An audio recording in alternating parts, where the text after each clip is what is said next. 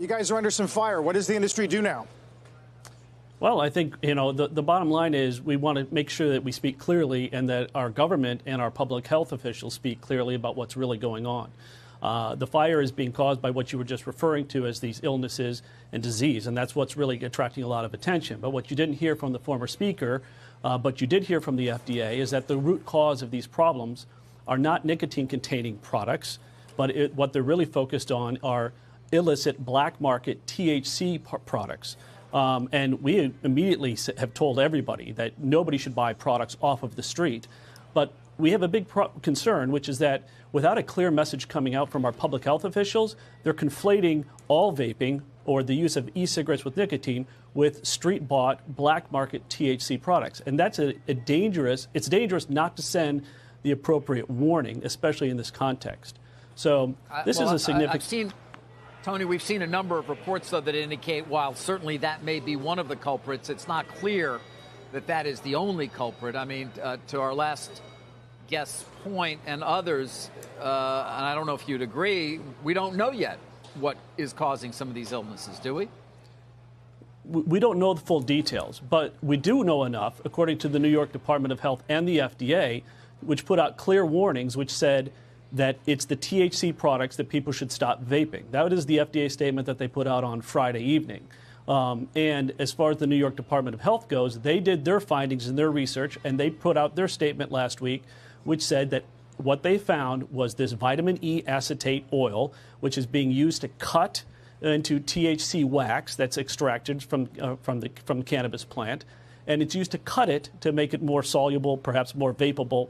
But they found that in only the THC products, and they didn't find it in any of the nicotine products. So yes, you are correct. We don't know the full answer yet, but we have a clear indication as to where they are going.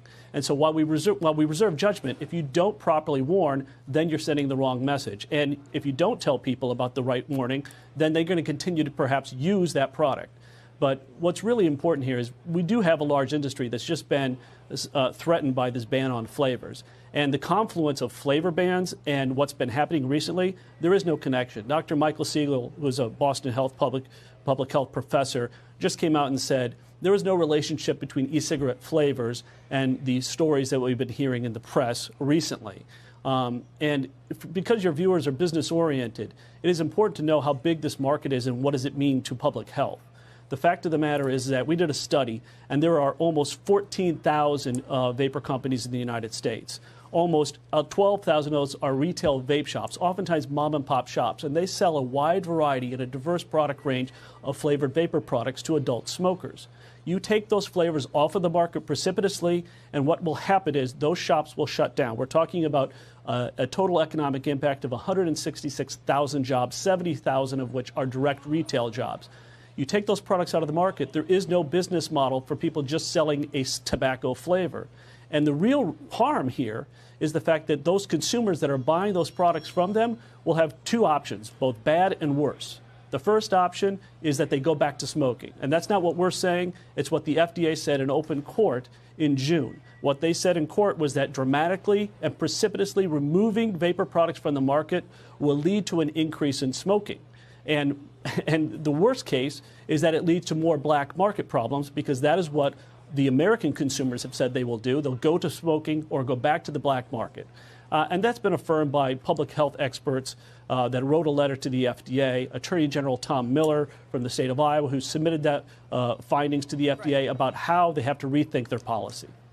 And so I think that we're all in agreement that obviously this does threaten the business of e-cigarettes. That is the problem, and that's what we're trying to get at. But I think what the White House is trying to say is, look, this is a public health problem, and they're very concerned with the flavors being attractive to teens. If a quarter of the country's high school students have admitted to vaping in the last 30 days, that's the problem I think they're trying to address. So what do you say to that? I mean, it's hard to argue that a menthol or a mango flavor is not attractive to a teen, whether they were a smoker before or not.